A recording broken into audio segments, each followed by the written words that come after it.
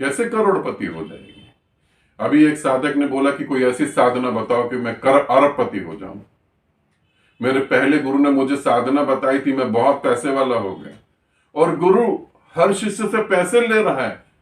अगर मुझसे मिलना है तो 21,000 रुपए दो, मेरे पास बैठना है तो 11,000 रुपए दो, दूर बैठना है तो 5,000 रुपए दो। ये तुम्हें करोड़पति बनाएगा? तुम्हें लालच दे दी गई है। नहीं, इस ग्रंथ को पढ़ने के बाद, इस ग्रंथ को सुनने और समझने के और आत्मसार करने के बाद तुम्हें मोक्ष की तरफ ले जाने वाले फल की प्राप्ति होगी। ऐसे इसे समझे। मेरी बातों को अंधविश्वास में नहीं ले जाएं। इसीलिए दोबारा इस ग्रंथ की व्याख्या कर रहा हूं ताकि तुम ठीक से समझ पाओ। अब आगे चलते हैं। हे मुनिजनों, इस महापुराण के श्रोताओं के शिव रूप जानकर उनकी चरणों रज लेने से ही प्राणी को जन्म मरण तार से पापों का विनाश हो जाता है। यदि प्राणी के पास यह समय का अभाव हो तो वह दिन में थोड़ा सा समय निकालकर ही इसके पाठ को श्रवण करे। ऐसा करने वाले प्राणी के समस्त क्लेश नष्ट हो जाते हैं। उसे समस्त प्रकार के दान और यज्ञों का फल स्वयं ही प्राप्त हो पा जाता है। इस महापुराण का श्रवण करने से भगवान शिव का संकीर्तन कल्प वृक्ष के समान फलों को देने वाला है। पापी जनों और अधर्मियों के लिए यह महापुराण साक्षात अमृत घट के समान है। जिस तरह अमृत का प्राण करने प्राणी अमर रस का प्राप्त करता है, उसी तरह यह महापुराण श्रोता अपने तथा अपने परिवार के समस्त प्राणियों के भी पापों का नाश करके सुख को प्राप्त करता है। इसे समझते हैं। जो तुम्हें सुना रहा है उसे तुम शिव रूप मानकर उसके चरणों को छूकर दंडवत प्रणाम करके इस ग्रंथ को सुनो। ठीक, बिल्कुल बिल्कुल ठीक है। जो तुम्हें सुना रहा है उसे शिव रूप मान के सुनो। मगर यहां क्या है, जो तुम्हें सुना रहा है तुम मन में तय कर रहे हो तो उसे दक्षिणा कितने देनी है वो भी तय करता हो, जजमान से पैसे कितने लेने हैं। शिव तो कहीं है ही नहीं, मां लक्ष्मी घूम रही है चारों तरफ। क्या क्या देना है, क्या क्या नहीं देना है। जो तुम्हें ये ग्रंथ सुना रहा है उसे शिव रूप मानो। जो शिव के वचन को बोल रहा है वो शिव ही है। जो ये कहने में सक्षम है कि मैं शिव हूं वो शिव ही है। अब उसको धारण करो, अब उसके चरणों में दंडवत प्रणाम करो और अब इस ग्रंथ को सुनने की कोशिश करो। सुनने की कोशिश करो, क्योंकि तुम सुन तो नहीं पाओगे, अनंत विचार तुम्हारे अंदर चल रहे हैं। अब इसे सुनो और इसे सुनने के बाद जो तुम दान पुण्य करते हो उससे भी ज्यादा फल मिलेगा। और जो कल्प वृक्ष के नीचे मांगा जा सकता है वो फल भी इससे मिलेगा। अब तुम्हें फल के बारे में तो बताया ही नहीं। अंधे को कह दे जाए, अंधे को ये कह दिया जाए कि जाओ तुम्हें जो है अनंत स्वर्ण मुद्रा मिलेंगी। उसे सोने के बारे में नहीं पता, उसे मुद्रा के बारे में नहीं पता, अंधा है, कभी देखा ही नहीं होगा। फिर वो क्या करेगा? वो कल्पना करेगा। स्वर्ण मुद्रा मतलब अभी एक लाठी लेके चलता हूं 10 लाठी मिल जाएंगी। अंधा लाठी की कल्पना कर सकता है। अंधे की सोच भी अंधी हो जाती है। वो आंख खुल जाएगी ऐसी कल्पना नहीं करेगा, वो 10 लाठी की कल्पना करेगा। कल्पना करेगा ये लाठी थोड़ी आवाज करती है, वो जो लाठियां मिलेंगी वो आवाज नहीं करेगी। ये पकड़ने में थोड़ी सख्त है, वो सॉफ्ट मुलायम होंगी। वैसे तुम्हें ग्रंथ को लेकर बता दिया गया पंडित पुरोहितों ने कि मनचाहा फल मिलेगा। अब तुम लगे मनचाहा फल ढूंढने में, तुम ढूंढ रहे हो मनचाहा फल, अंधे की लाठी। और तुम्हारी हर चीज जो तुम मांग करते हो वो तुम्हारे दुख का कारण बन जाती है। जीवन उठाकर देख लो अपना। नहीं, मैं यहां कह रहा हूं मनचाहा फल, तुम बंधनों से मुक्त हो। तुम इसे जानकर आवागमन से मुक्त होगे। तुम इसे जानकर शिव तत्व में स्थिर हो जाओगे। जो मेरे पास है वो मैं तुम्हें दे सकता हूं, जो मेरे पास है ही नहीं। घर मेरे पास नहीं, नियम सिद्धांत मेरे पास नहीं। प्रेम है जो किसी सीमा में बंधा नहीं।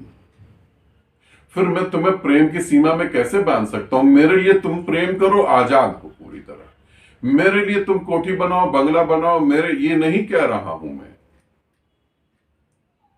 कल्प वृक्ष के नीचे बैठकर जो तुम मांग करोगे, ये ग्रंथ तुम्हें कहीं से भी भिखारी बनने के लिए मजबूर नहीं करता, ध्यान रखना।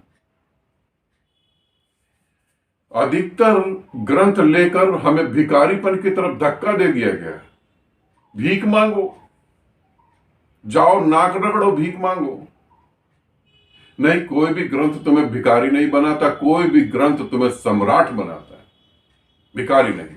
सभी ग्रंथ तुम्हें सम्राट बनाना चाहते हैं, सभी ग्रंथ तुम्हें ये बताना चाहते हैं कि तुम परमात्मा हो। इसे जानो, इसे समझो। पहली शर्त तो ये, जिससे सुन रहे हो उसे शिव रूप में धारण करो। यदि शिव रूप में धारण नहीं कर सकते तो तुम्हारा तार्किक मन बीच में आके खड़ा हो जाएगा। वो कहेगा ये जो उसने कहा ठीक है, ये जो कहा इसने गलत है। फल मांगने की इच्छा है, सुंदर पत्नी मांग लो,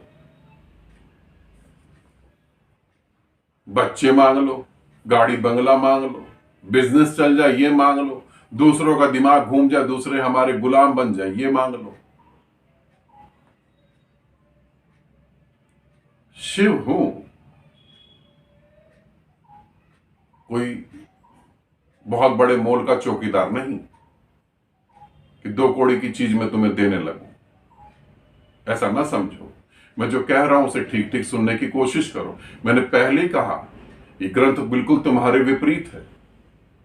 तुम्हारी सारी मान्यताएं, परिवार, संस्कार, धर्म सब कुछ तोड़ के फेंक देगा। इसे ध्यान से सुनना, अगर सुनना चाहो तो, नहीं तो अभी भी छोड़ सकते हो। अभी तो पहला अध्याय चालू हुआ, यहीं पे विध्वंस चालू हो गए, यहीं पे क्रांति चालू हो गई। तुम जानते हो तुम झूठ में जी रहे हो, और मैं कह रहा हूं वो बिल्कुल सत्य है। बिल्कुल तुम इसे नकार नहीं सकते, किसी भी कीमत पे नकार नहीं सकते। तुम जानते हो सारा रिश्ता नाता स्वार्थ का जुड़ा है। तुम जानते हो एक एक चीज को। तुम जानते हो तुम्हारा प्रेम चाहे गुरु के प्रति हो, चाहे पति के प्रति, चाहे पत्नी के प्रति, उसमें भी स्वार्थ है, वो भी अधूरा है। तुम ये कहते हो कि हम तुम्हारे लिए मर मिट सकते हैं, मगर दूसरे पल ये भी कहते हो हम तुम्हें मार सकते हैं। शिव तो पार्वती का था, लीन हो गई, आदि शक्ति के रूप में प्रकट हो गई। तुम तो वहीं ठहर गए। अपने झूठ को समझो। मन चाहा फल अर्थात मोक्ष की तरफ कदम उठाना।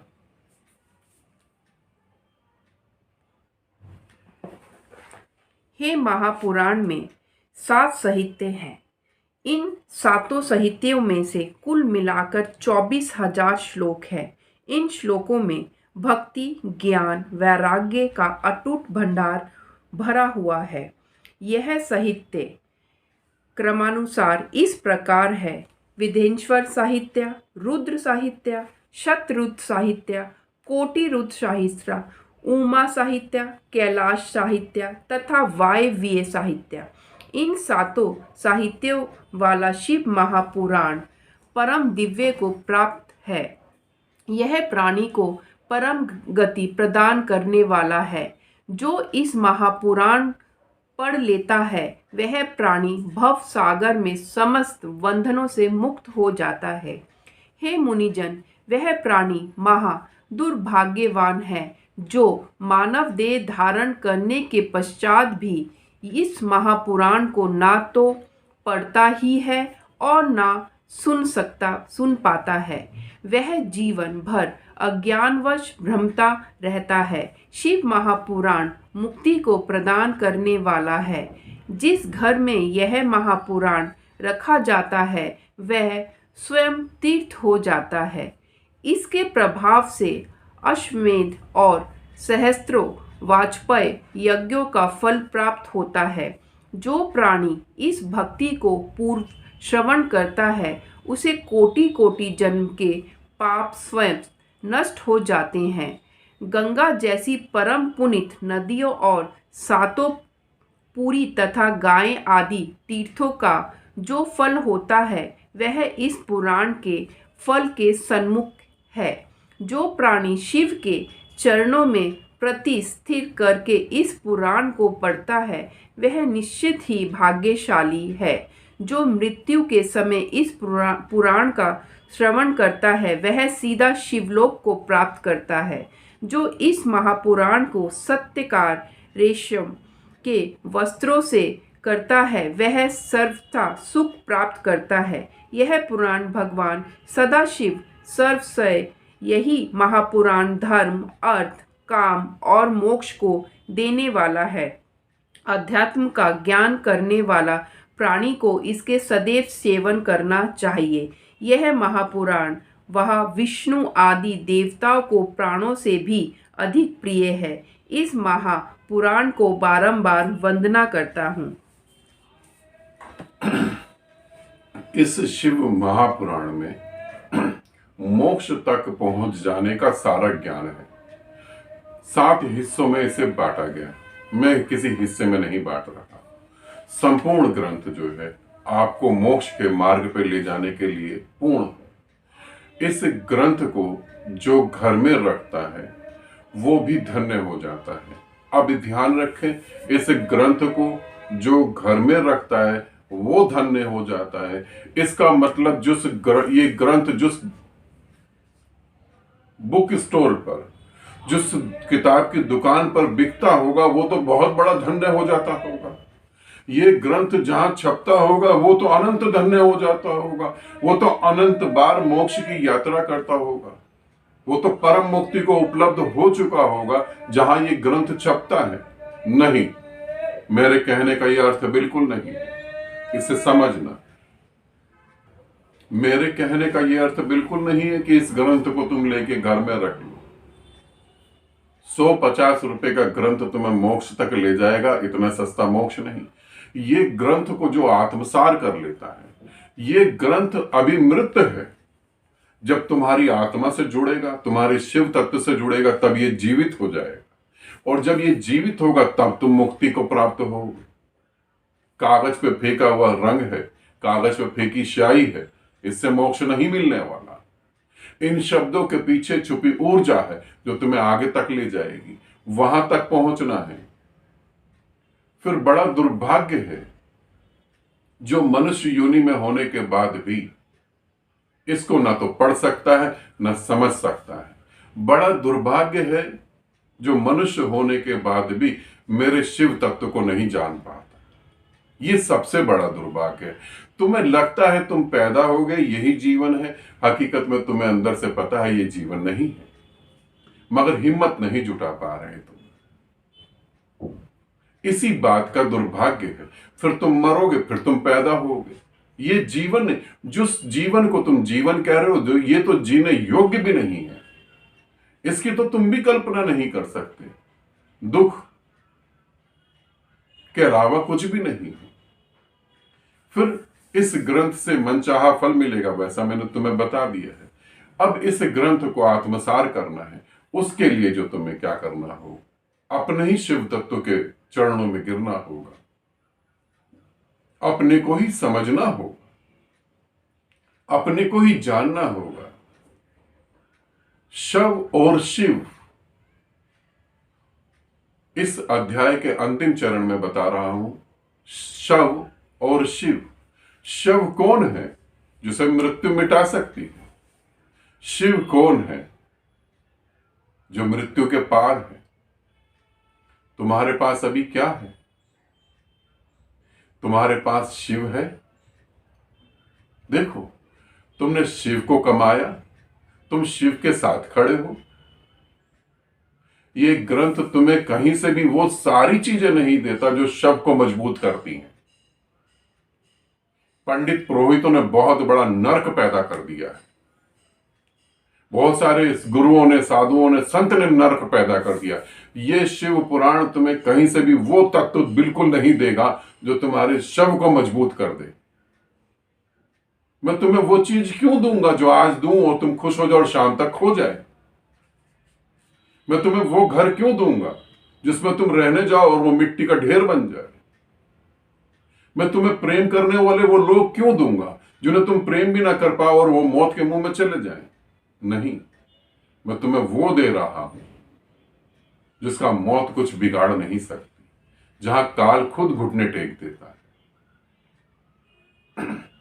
इसे समझना। मैं अब भी कह रहा हूं, बड़ी व्याख्याएं करी होंगी लोगों ने तुम्हारा अहंकार मजबूत करने के लिए। मैं शिव हूं, इसीलिए तुम्हें अपनी बातों को ढंग से समझा सकता हूं, क्योंकि मान सम्मान मुझे नहीं चाहिए। मैं अपने में मस्त हूं, अपने में मगन हूं। प्रेम भक्ति भी मुझे नहीं चाहिए। मैं खुद प्रेम का सागर हूं, मैं खुद ही भक्ति का पर्वत हूं। इसीलिए मैं अपनी बातों को पुनर्जीवित कर रहा हूं, ताकि ये कलयुग तो सदा से है, उस समय भी था, अब भी है, आगे भी होगा, ताकि तुम समझ सको और अपना उद्धार कर सको। ग्रंथ घर में नहीं, हृदय में रखना है, ताकि हृदय पवित्र हो सके। आगे मैं अपनी बातों की और व्याख्या करूंगा, ताकि तुम समझ सको कि क्या कह रहा हूं। आनंदित रहो, सदा खुश रहो। बहुत बहुत प्रेम आप सभी को।